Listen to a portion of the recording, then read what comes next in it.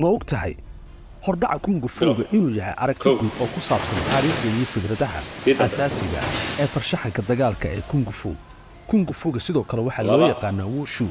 waa mid ka mid ah dhaqamada isdifaaca ee ugu faca weyn Shiinaha wuxuuna leeyahay taariikh qoto dheer kungu fuuga wuxuu ka soo jeedaa dhaqamada dagaalka ee Shiinaha wuxuuna soo maray isbeddello badan oo la xiriira falsafadda diinta iyo bulshada waxaana laga yaabaa in la aasaasay qiyaastii 5,000 sano ka hor falsafadda Taoism iyo Buddhism ayaa sidoo kale saameyn weyn ku leh horumarinta kungu fuuga kungu fuuga waxaa jira noocyo badan kuwaasoo ka mid ah Shaolin kungu fuuga tani waa mid ka mid ah noocyada ugu caansan oo asal ahaan ka soo jeeda masjidka Shaolin oo leh xoog iyo xirfad sare Wing Chun noocan waa wuxuu caan ku yahay dhaqamada gaagaaban iyo dhaqdhaqaaqyada degdega Tai Chi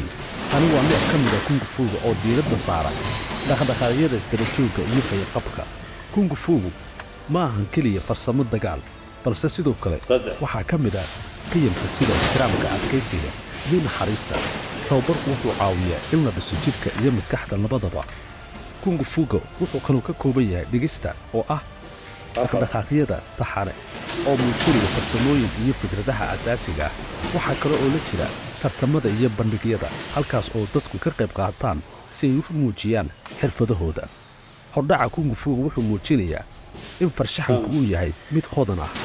oo ku salaysan taariikh dhaqamo iyo falsafado kala duwan